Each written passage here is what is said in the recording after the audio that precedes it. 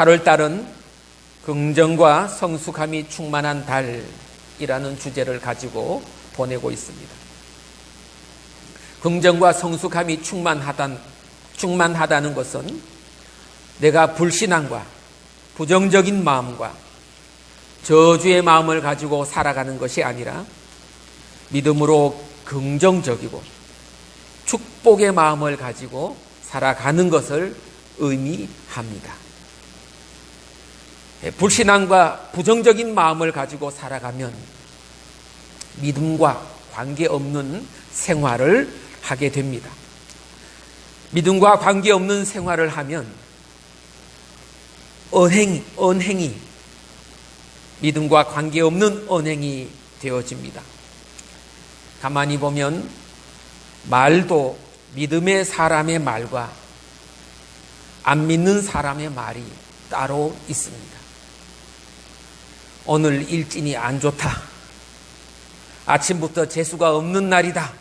이런 말은 믿음의 사람의 말이 아닙니다. 생각도 믿음의 사람의 생각, 안 믿는 사람의 생각이 따로 있습니다. 하나님 감사합니다. 오늘도 말씀대로 승리하며 오늘 하루를 살아가게 하여 주시옵소서. 이런 생각은 믿음의 사람의 생각인 것입니다. 자, 이렇게 하여서 모든 부분에서 믿음의 사람으로 생활하여 믿음이 자라는 한 달, 믿음 생활이 충만한 한 달로 보내자고 하는 것입니다. 그렇다면 개인만 믿음이 자라고 긍정과 성숙함이 충만하게 되는가? 아닙니다. 사회도, 나라도, 교회도 마찬가지입니다. 오늘은 믿음이 자라는 교회, 긍정과 성숙함이 충만한 교회에 대하여 말씀을 전하려고 합니다. 첫 번째로 뿌리가 튼튼한 교회, 뿌리가 튼튼한 교회가 성장하고 성숙하는 교회가 되는 것입니다. 오늘 말씀 4절 5절 말씀을 오늘 본문 말씀 한번 보겠습니다. 여러 성으로 다녀갈 때에 예루살렘에 있는 사도와 장로들이 작정한 규례를 그들에게 주어 지키게 하니 이에 여러 교회가 믿음이 더 굳건해지고 수가 날마다 늘어가니라. 아멘. 5절 말씀을 주목하여 보면 여러 교회가 믿음이 더 굳건해지고 라고 말씀하고 있습니다. 믿음이 더 굳건해진다고 하는 것은 그 전에는 믿음이 약했던 적이 있었다는 것입니다. 그런데 오늘 말씀 보니까 사도 바울의 가르침을 받고 그 가르침을 지키면서 살아갈 때 교회의 믿음이 점점 더 굳건해졌다고 하는 것입니다. 또 수가 날마다 늘어가니라고 말씀하고 있습니다.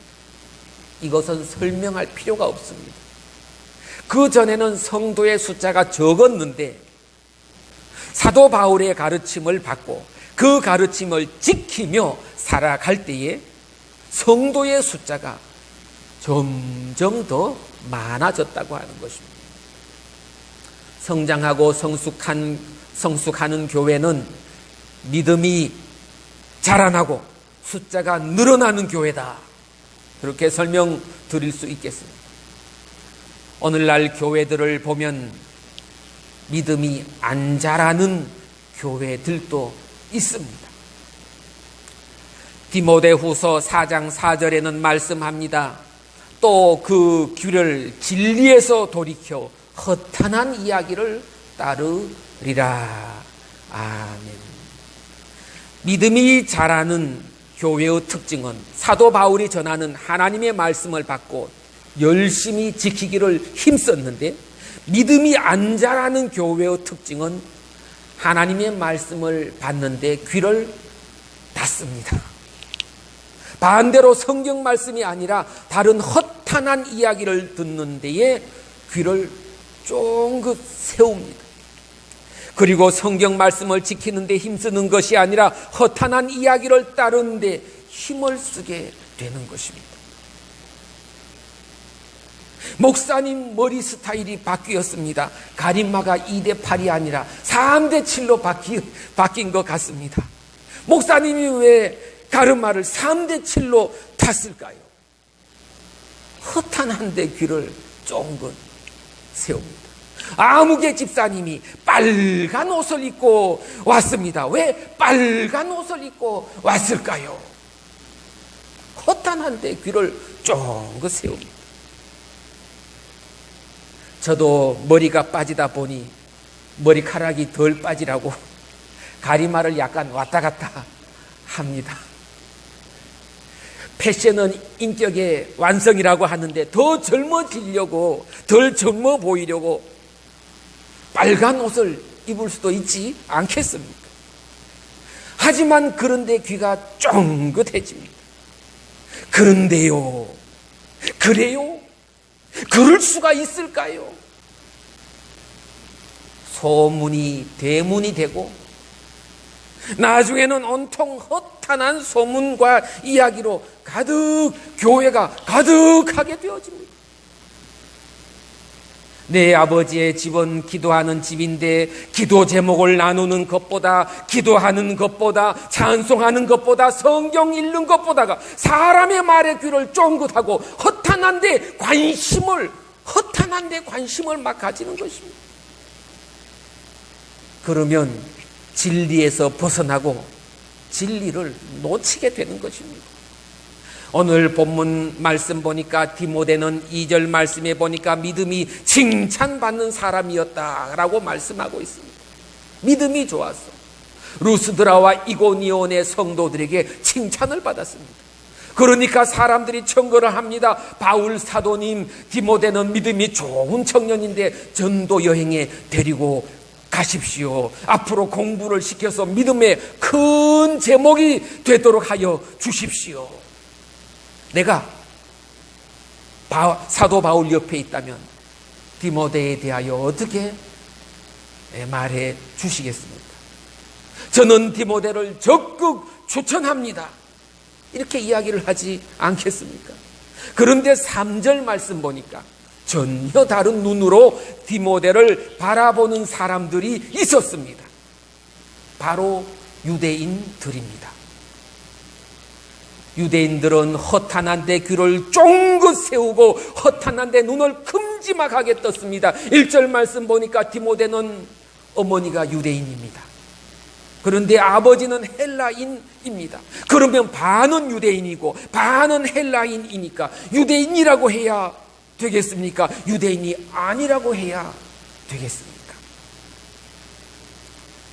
유대인들은 디모데의 족보에 눈을 크게 뜨고 디모데의 믿음을 보는 것이 아닙니다.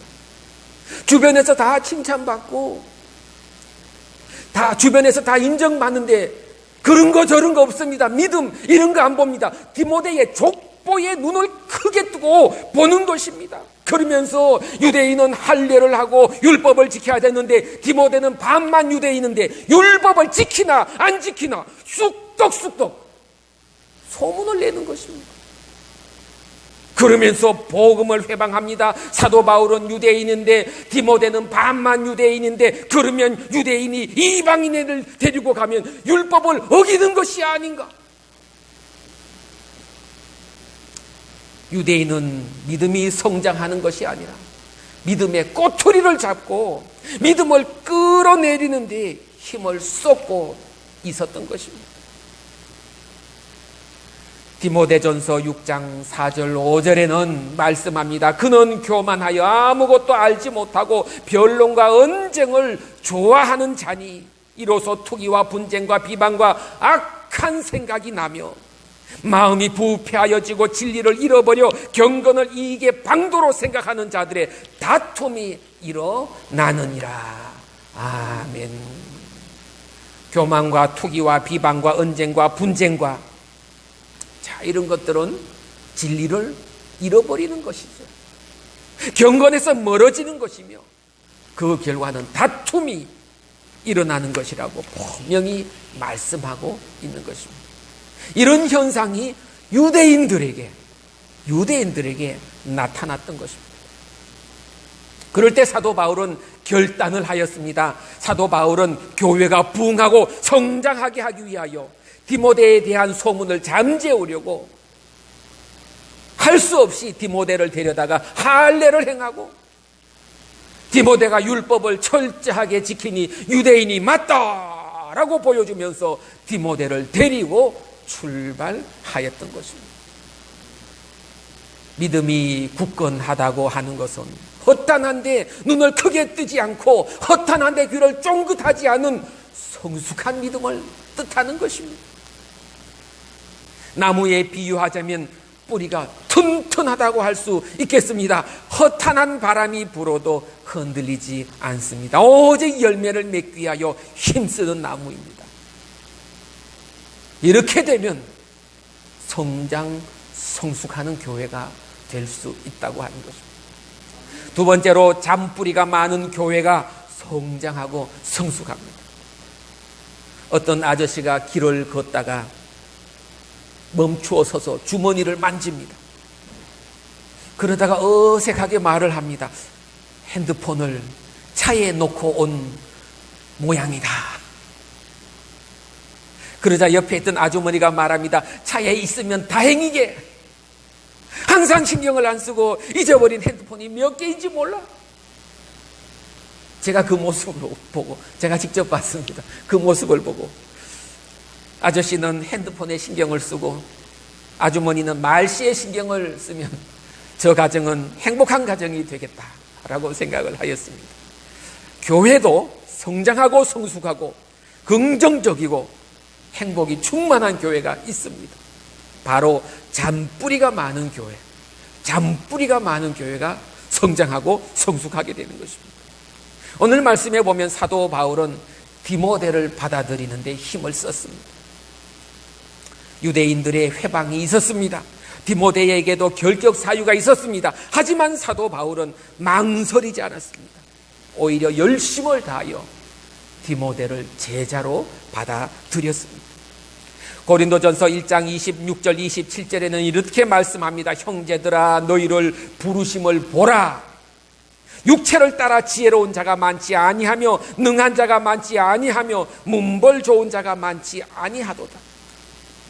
그러나 하나님께서 세상에 미련한 것들을 택하사 지혜 있는 자들을 부끄럽게 하려 하시고 세상에 약한 것들을 택하사 강한 것들을 부끄럽게 하려 하시며.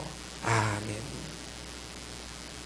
사도 바울이 고린도 교회를 보았더니 세상적으로 볼 때 학식이 높고 능력이 있고 문벌이 좋은 사람들이 많지 않았다고 하는 것입니다. 학식이 높고 능력이 있고 문벌이 좋은 사람들은 어디에 많이 있었습니까? 고린도 바로 윗동네, 고린도 바로 윗동네인 아테네에 많이 있었습니다. 하지만 아테네 사람들은 사도 바울이 아무리 전도를 하여도 도무지 전도를 받아들이지 않습니다. 아테네 사람들은 얼마나 똑똑한지, 성경 말씀 좋은 말씀이구나, 그리고 자기 마음대로 살아갑니다. 아테네 사람들은 사도 바울이 열심히 전도하는구나, 그리고 자기 뜻대로 살아갑니다. 내가 누군데 시시하게 교회 나갈 수 있나? 교회 안 나갑니다. 내가 누군데 이 바쁜 세상에 교회 나가서 손해볼 일 있나? 하루라도 가게 더 열어야지. 교회 나갈 생각이 전혀 없습니다. 그래서 아테네라고 하는 동네에는 교회가 세워지지 못하였습니다. 한편 아테네 밑에 있는 고린도에 와서 보니 동네의 수준이 떨어집니다. 동네만 수준이 떨어지는 것이 아니라 그 동네에 사는 사람들도 수준이 떨어집니다. 학식도 떨어지고 능력도 부족하고 문벌도 좋지 않습니다. 그런데 사도 바울이 열심히 복음을 전하였더니 아멘으로 받습니다. 사도 바울이 열심히 하나님의 말씀을 전하니까 순종을 합니다. 열심히 교회 나오기 시작합니다. 열일제초 두고 주일날 교회 나와서 예배를 드립니다. 그래서 고린도에는 교회가 세워지게 되었습니다. 고린도 교회는 점점 성장합니다. 쑥쑥 자라납니다. 교회가 성장하니까 꼭 이상한 사람들이 생깁니다. 나는 아볼로파다, 나는 게바파다. 교회 안에서 다툼이 생기고 이단들이 쭉정이를 와서 뿌립니다. 그 사실을 알고 얼른 사도 바울이 편지를 씁니다. 고린도전서, 고린도후서. 고린도 교회 성도들이 이 고린도전서, 고린도후서를 받아서 읽어보고 회개를 합니다. 그러니까 믿음이 더 굳건해집니다. 숫자가 더 늘어납니다. 그래서 고린도 교회는 믿음이 성장하고 성숙한 좋은 교회가 되었습니다.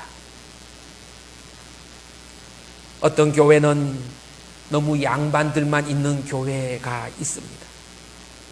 뼈대 있는 집안, 뼈대 있는 대학을 졸업하고 뼈대 없는 사람들은 발을 붙이지 못합니다.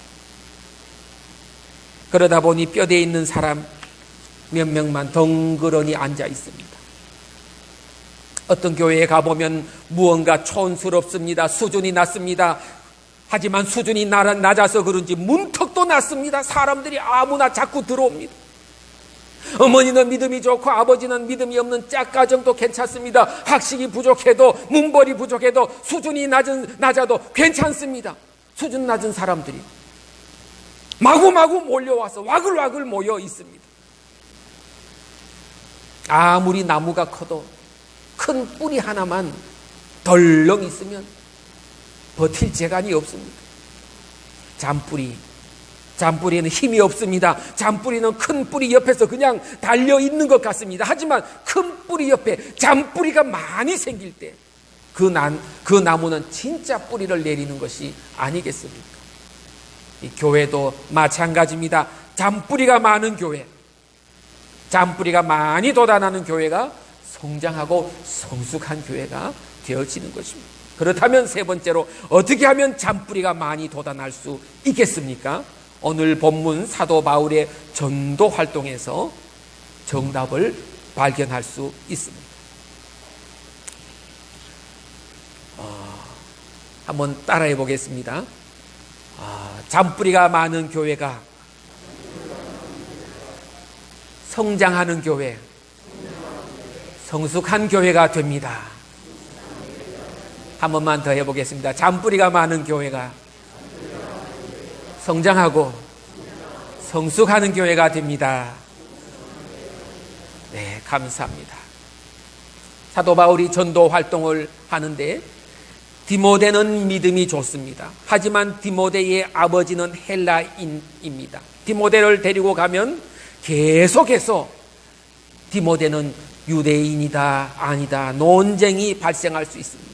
아닌 게 아니라 사도행전 나중을 보면 사도 바울이 예루살렘을 방문할 때 유대인들이 소동을 일으킵니다. 사도 바울이 헬라인을 데리고 왔다. 이 디모데는 사도 바울에게 두고 부담이 될 수 있습니다만, 하지만 사도 바울은 부담과 어려움이 예상되지만 디모데를 전도하는데 주저하지 않았습니다. 오히려 디모데를 전도하기 위하여 적극 힘을 썼습니다. 사도 바울은 율법과 관습을 버립니다. 복음 안에서 변화되는 것을 조금도 두려워하지 않았습니다. 오늘 본문 4절을 보면 4절 한번 다 같이 한번 읽어보겠습니다. 같이 읽겠습니다. 시작. 여러 성으로 다녀갈 때에 예루살렘에 있는 사도와 장로들이 작정한 규례를 그들에게 주어 지키게 하니. 아멘. 이 예루살렘에 있는 사도와 장로들이 작정한 규례라는 말씀이 나옵니다. 이 말씀이 무엇인가 하니 초대교회가 부흥을 하였습니다. 그래서 이방인들이 전도되어서 많이 교회에 들어왔습니다. 이방인들은 고향이 틀립니다. 인종이 틀립니다. 이방인들은 관습이 틀립니다. 이질감이 듭니다. 나중에는 예루살렘 교회 안을 보니까 유대인 그리스도인보다가 이방인 그리스도인 숫자가 더 많아지게 되었습니다. 교회에 나와 보니까 주객이 전도된 것 같습니다. 교회를 빼앗기고 잃어버린 것 같습니다. 어렵게 우리 유대인들이 교회를 세웠는데 이방인들이 자꾸 나와서 교회가 이상하게 된 것 같아요.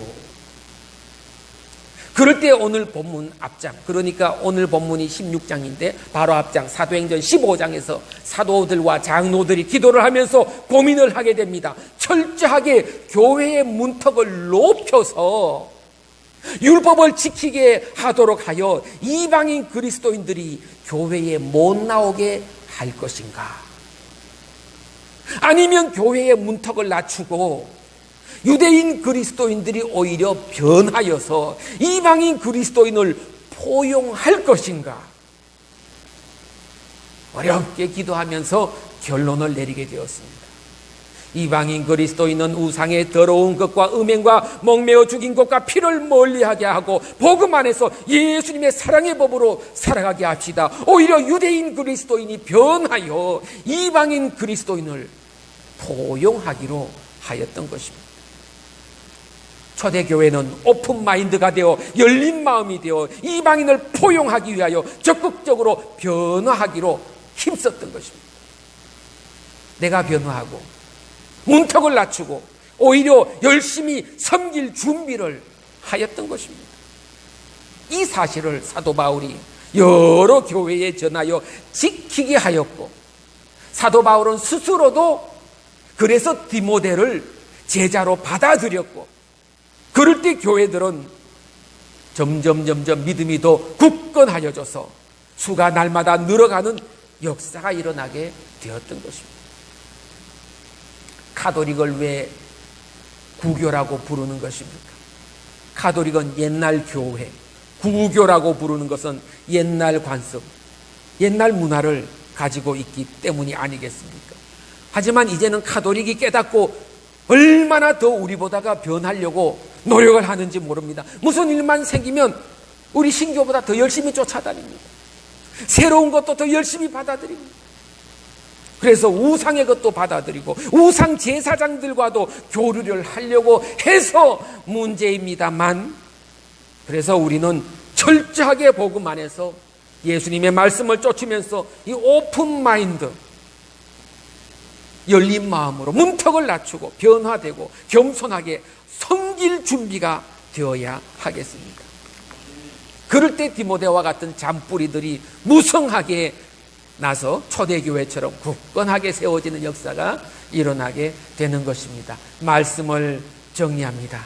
개인뿐만 아니라 교회도 믿음이 성장 성숙합니다. 우리 교회는 초대교회처럼 열린 마음, 낮은 마음, 긍정적인 마음으로 믿음이 굳건하게 세워지고 그 수가 날마다 늘어나게 되기를 주님의 이름으로 축원합니다. 아멘. 기도하겠습니다. 하나님, 초대교회는 교만하고 문턱을 높이고 유대인 그리스도인들이 우리끼리만 예수님 믿자고 한 것이 아니라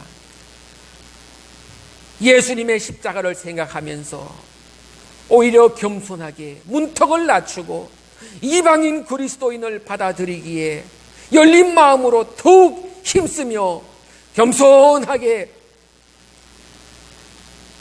율법의 습관은 버리고 예수님의 사랑의 법을 쫓을 때 디모데와 같은 많은 사람들이 교회로 들어와서 초대교회가 더욱 믿음이 굳건하여지고 그 수가 점점 더 늘어나게 된 것을 오늘 말씀 통하여 잘 보게 되었사오니, 오늘 우리의 믿음도 초대교회의 믿음 같은 우리 김포 상도교회가 되게 주님 인도하여 주시옵소서. 그리하여서 우리도 초대교회 신앙을 본받아서 겸손하게 오픈마인드, 열린 마음으로 하나님께서 예정하신 믿기로 작정된 사람들을 향하여서 열심으로 복음을 전하여 믿음이 더 굳건하여지고 수가 더 늘어나는 우리 김포 상도교회가 되게 주님 인도하여 주시옵소서. 예수 그리스도의 이름으로 기도드리옵나이다. 아멘.